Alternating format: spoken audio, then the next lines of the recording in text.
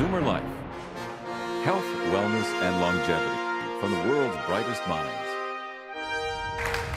Alex, you like to work from the chair on the table. And by the way, and if you have a minute, you've got to come and try out these new steel case wonders.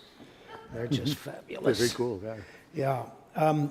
I want to tell you a little bit about Alex. He's a great, good pal, longtime pal, and a famous medical reprobate. He's proud to tell you he's been thrown out of some of the best medical schools on the planet. He's a radical innovator in deep dimensional body imaging. In other words, he's not a doctor.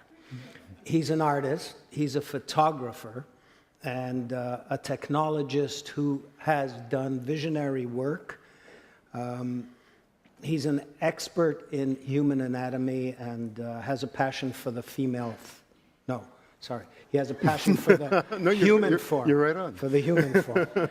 Right. So his company, which is unique in the world, their specialty is visually rich health content made real and effective.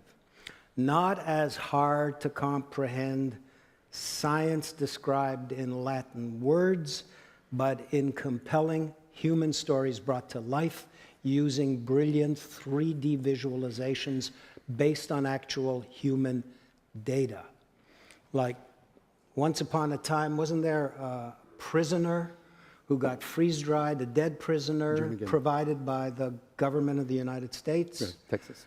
Texas, right? And he was sort of sliced 1 micron at a time, and you photographed the data? Well, we actually acquired the data. We were on the NIH board. Basically, it was sliced into 1 millimeter slices, 1,870 odd slices in 1 millimeter.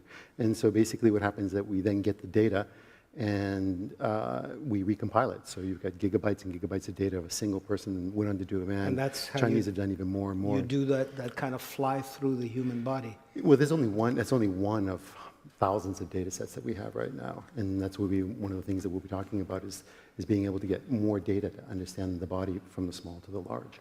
Right. So with all this richness in hand, Alex could talk to you about a variety of illnesses, virtually any illness, but I've asked him here to deal with diabetes and Alzheimer's. That's 2 diseases, and accordingly, I've allowed him an unprecedented 25 minutes. Thank Alex Tsiarias. Thank you.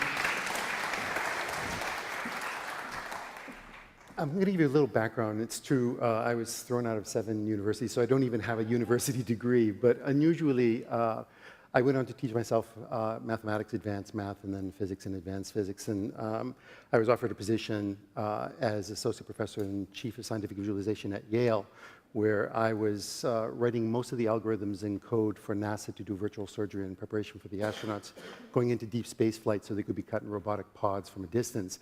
So our goal was to basically be able to look at beautiful new data sets from new scanners so that you could see them in a way that they had never been seen before.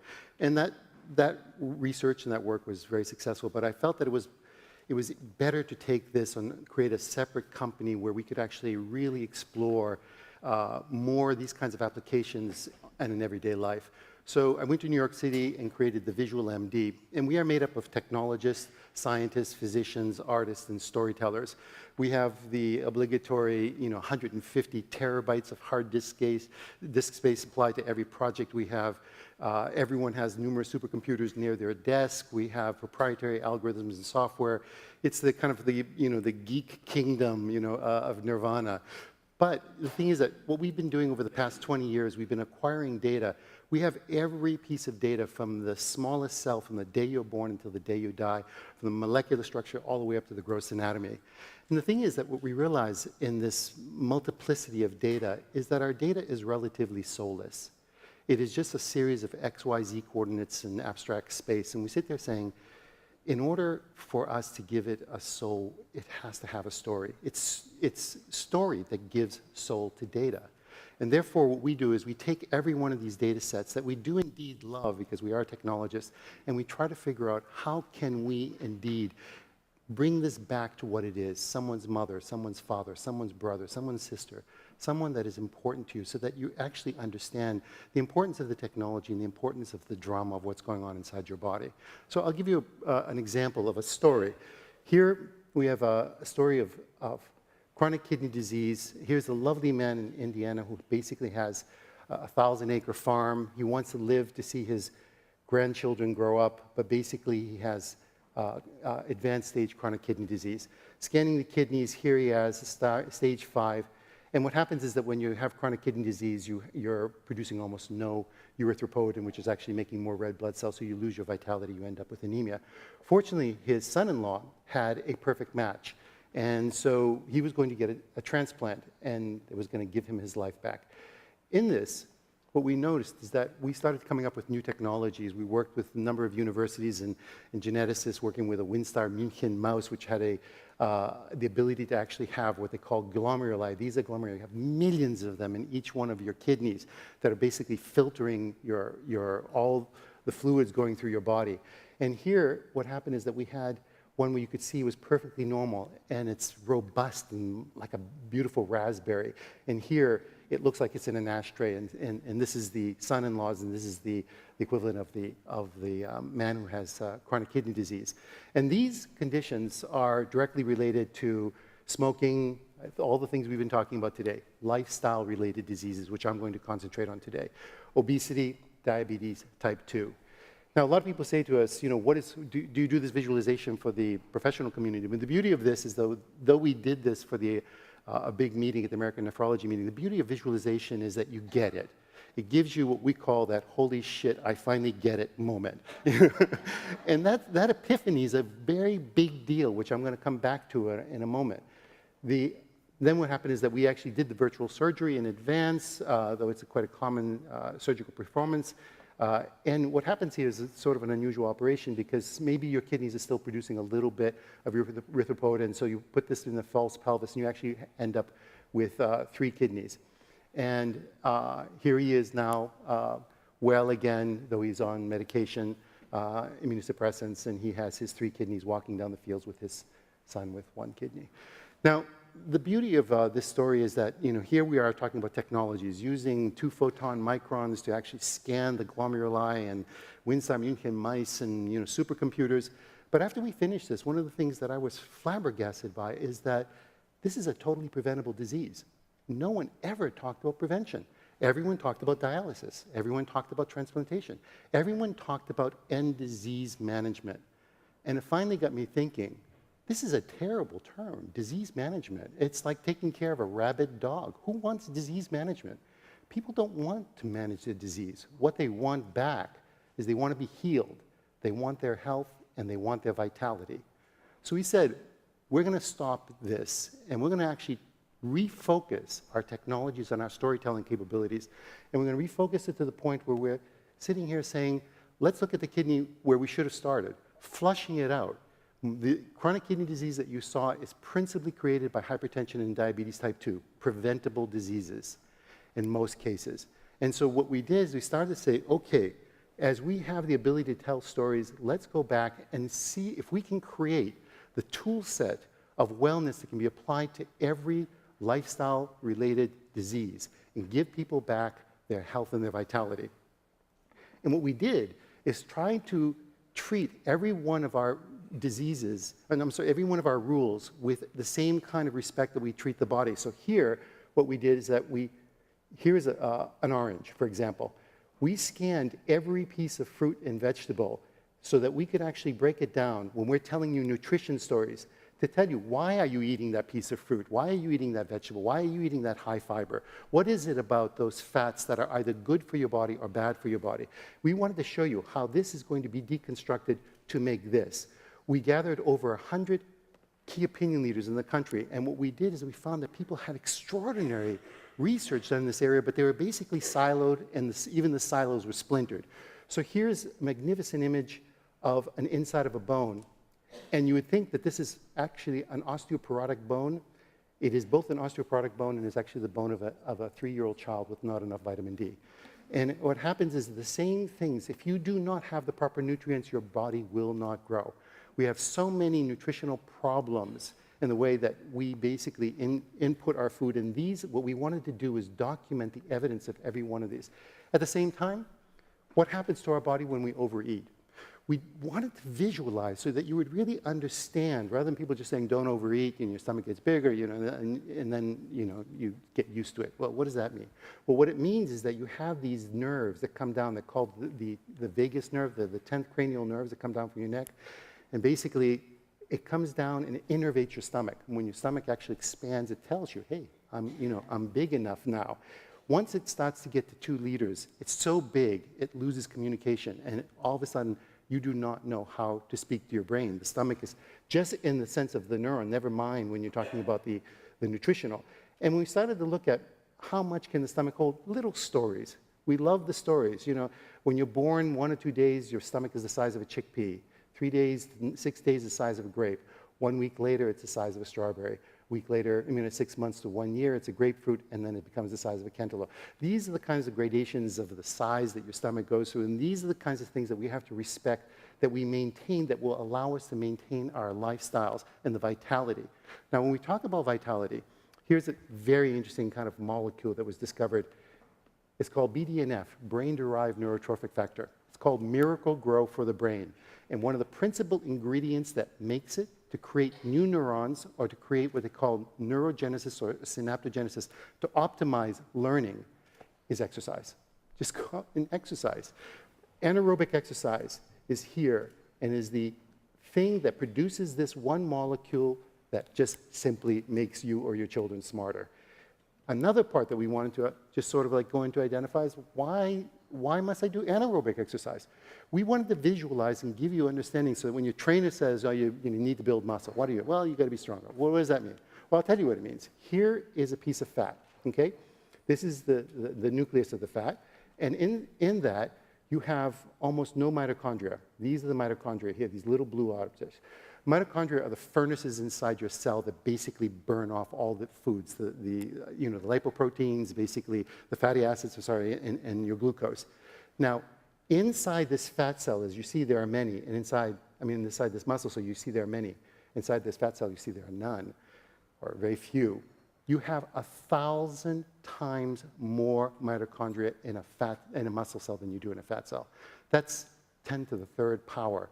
Now, you gain a pound of muscle, and you have a furnace just burning off foods that you're eating. And this is why when people are saying, lose weight, but make sure that you don't lose the muscle. When people are talking to you about your basal metabolic rate, what is a basal metabolic rate? It doesn't mean anything until all of a sudden you see this is what your basal metabolic rate is all about. The muscle inside your body, these cells are burning these objects. These mitochondria are burning them. And the more you have that muscle, the more you basically, any food source while you're sleeping are just going to be burnt off simultaneously. Now, when we get into, as they were discussing stress this morning, the biggest problem is it's not stress. Stress is actually good. You need to stress your muscle. You need to stress your brain. The biggest problem that we have today is chronic stress. Chronic stress and depression. We did a project with the Dean of Neurobiology at Mount Sinai University. And what we did is we scanned the highest resolution neurons ever created. Now, this is a neuron, and these are the dendritic ends. You see how they're melting by about 30%? That's chronic stress. Basically eroding your brain from corticosteroids that are constantly pumping inside your body. I mean, the brain is only one of the things that are affected.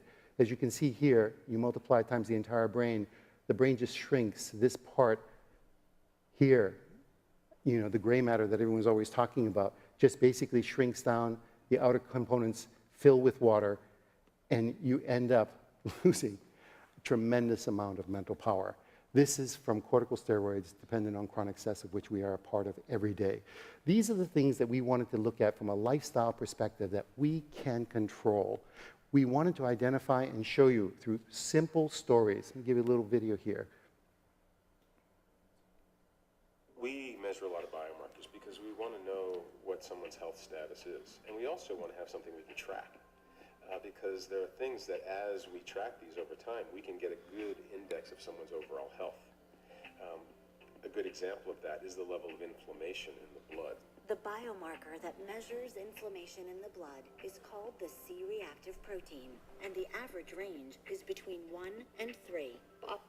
People have obesity, they also have more inflammation, especially people with excess fat in the abdominal area, the apple-shaped people.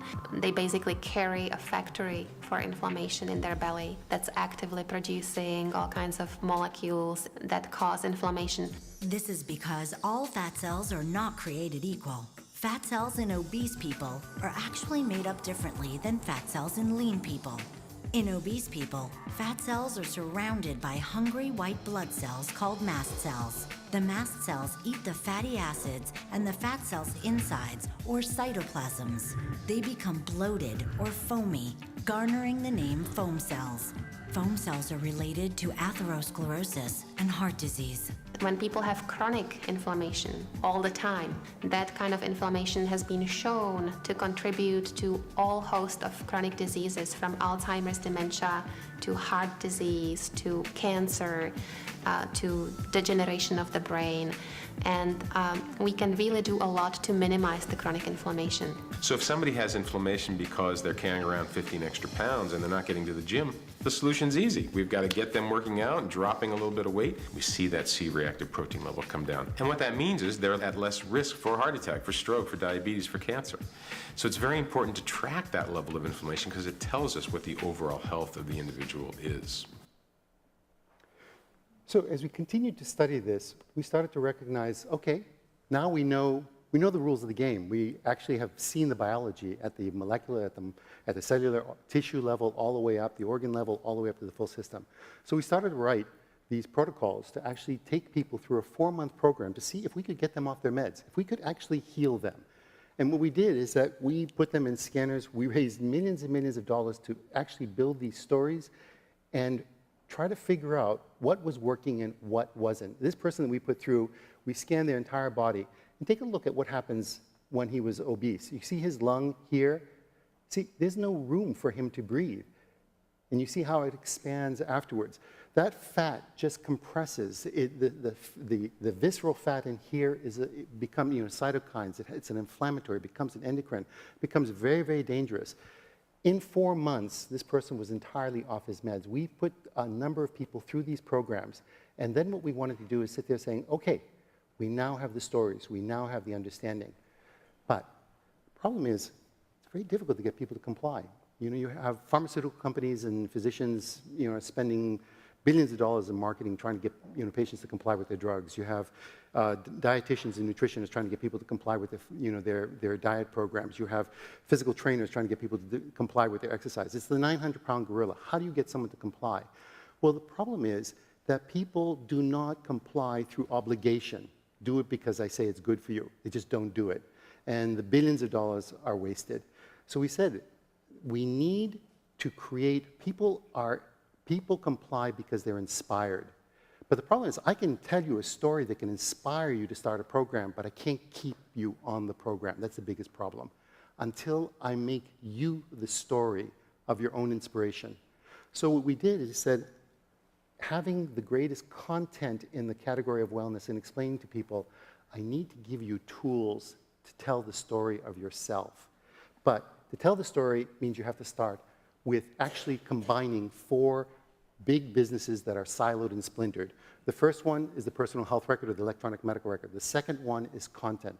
The third are wellness programs, and the fourth is the ability to share it and be accountable to it. So in the first one, what we did is we built it down so that you can get your lab reports, which we are making very differently than most of these personal health records, which are at the tail end as a storage unit for what's going on inside your body. We're making it the beginning of your journey and your pathway back to health. You have all your lab reports here, but rather than just having lab reports, we keep a history very simply. I mean, you actually keep it.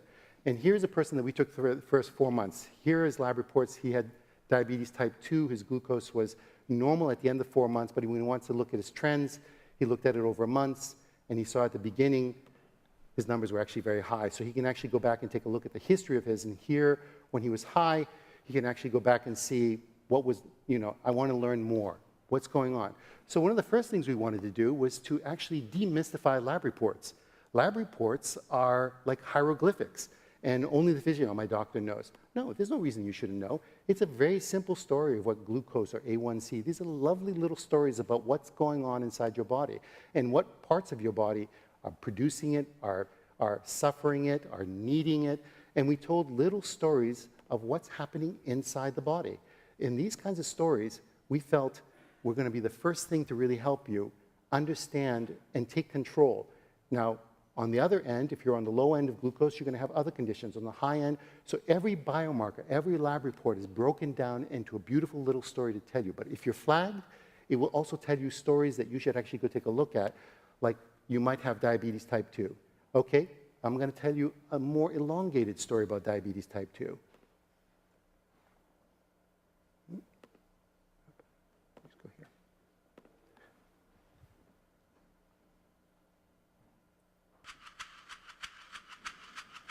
The trends here are truly ominous.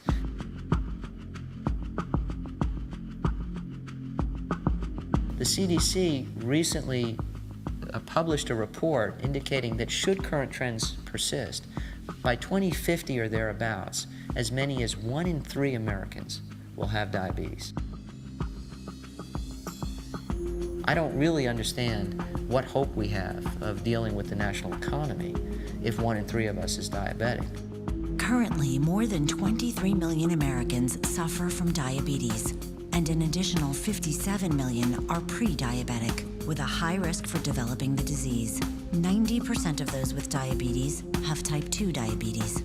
Type 2 diabetes goes hand in hand with the epidemic of obesity, although you don't have to be obese to have type 2 diabetes. And one of the first things we think happens is people become resistant to insulin. Insulin is a hormone made and released by the pancreas, a fish-shaped organ about 10 inches long that lies behind your stomach.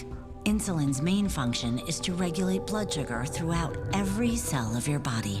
The tissue's cells, metabolically active cells like muscle and brain and heart, have receptors for insulin. And insulin's the hormone that's involved in allowing glucose to go from the bloodstream inside the cell to get processed for energy.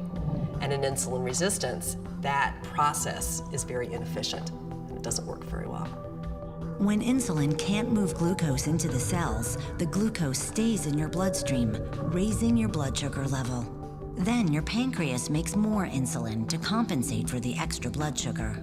High levels of insulin, in turn, shifts us more towards storing calories around our midsection. And it turns out that this fat around our midsection, what we call the visceral adipose tissue, or VAT, is secreting other molecules, cytokines that modulate inflammation, hormones that influence our sensitivity to insulin, and it becomes a vicious cycle. Symptoms for diabetes can often go unnoticed and can include excessive thirst, frequent urination, fatigue, blurred vision, and tingling or burning in the extremities. People who are overweight, particularly with a waistline above 40 inches in men and 35 in women, or have a family history, have a high risk for developing type 2 diabetes. These people, and anyone over the age of 45, should be tested.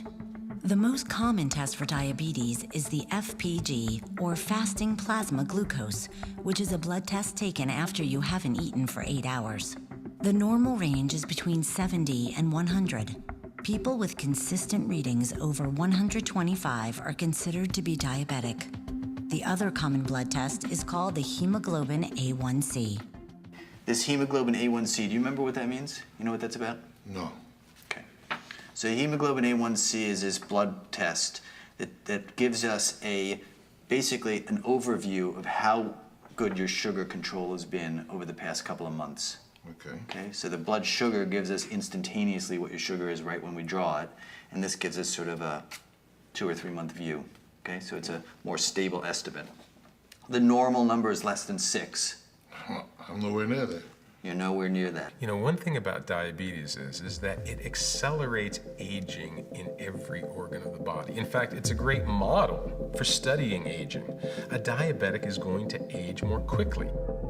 Excess sugar in the bloodstream has a toxic effect on your body, mostly by damaging large and small blood vessels, which often leads to cardiovascular disease, heart attack, stroke, high blood pressure, blindness, and gangrene in the extremities.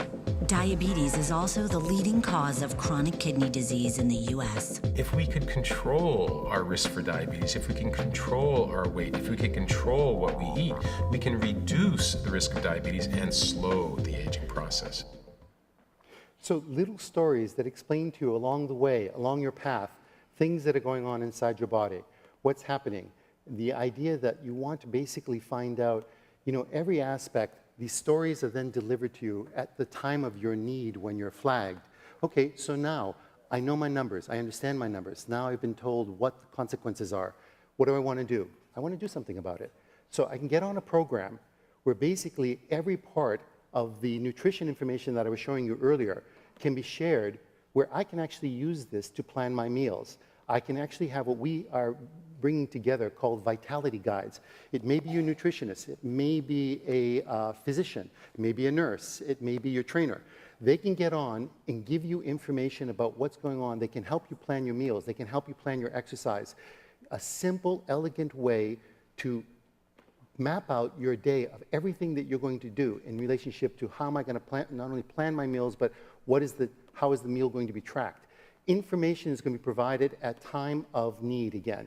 Plus, they're going to provide you with this kind of information, feeding you videos, conversations, a simple, elegant way to talk to somebody else. It could be a friend. You may want to do it on your own, so the information will be delivered to you. As we learn more about you, the thing is that we'll be able to give you better information. For example, if you're having prostate cancer surgery, I'm not going to suggest doing bicycle training. I'm going to give you appropriate type of exercises to do that are going to be in relationship to your needs, the type of foods. Maybe you eat kosher. I'm not going to give you the foods that are not good for diabetics. This kind of information is going to be fed to me. The Vitality Guide is going to come to me and say, these are kinds of pieces of information which will be valuable for you to see and to understand. They're going to teach you along the way.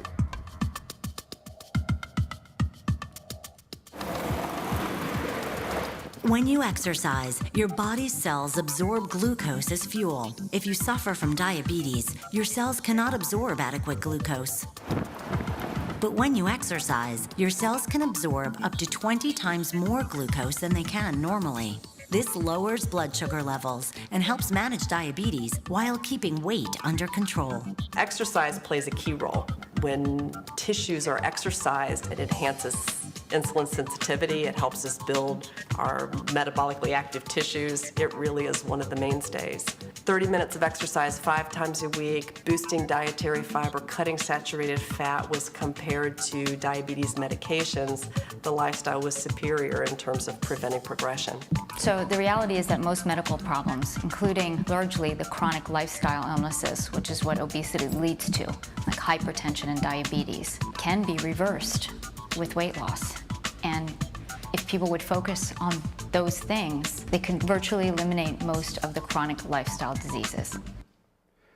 So you go back and you say, I can now have a guide who's giving me information that is in my library, that is pertinent to me. But I now want to keep a digital diary of what's happening inside my body. What we wanted to do was transform social media as we understood it today. You can now not only upload all of your own information, but you can upload the largest visual library in the world from us. When you see something that helps you to understand it, you can actually pull it in, annotate it, and bring it into your own storyline. So that you can share with friends of yours the epiphany of when you had a moment. And it's amazing how, even though our library is our library, the moment we learned from Duchamp painting of the mustache on the Mona Lisa, all of a sudden it became his from the Dada movement. The same thing, we're using exactly that same kind of example here to allow them to take the epiphanies of moment when they understood what was going on inside their body, to share that so that basically at the end of 4 months, when they have actually gone through their pathway back to health, they can keep a lovely little library here that allows them to tell the story of their pathway back pictorially so that they can share with their friends, push a button, it becomes a little YouTube video of their pathway back to health. Now, what's happening here is that we're not naive. 15% of the population wants to change, maybe about 25%, maybe another 5 to 10% sitting on the fence. But the thing is that we cannot overpromise. We're sitting here saying there are continuums. But quality of life in the cardiovascular continuums, when you quantify it, the day you're born, you're given this pristine cardiovascular system and this supple 60,000 miles of vessels through your body. You're going to age. But here at 75, you're going to be able to run a triathlon. And here your life will be tremendously compromised. You will be crippled or dead. And the thing is that these behaviors, what we wanted to do was build a tool set and content that would allow you to tell the story of you. And if we can succeed with this, with the exception of vaccine, we feel that it will be one of the most powerful tools ever created in the category of health and wellness. We thank you.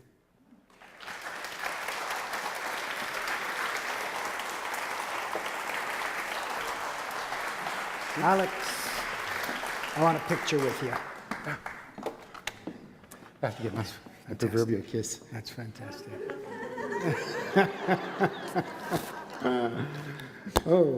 Yeah. I'm just thunderstruck by first of all, the artistry of the work that you do and the meticulous nature in which you've drafted a pathway for those of us who really want to knuckle down and do something about it. It's an amazing breakthrough, and I congratulate you. Thank you. Thank you. Thank you.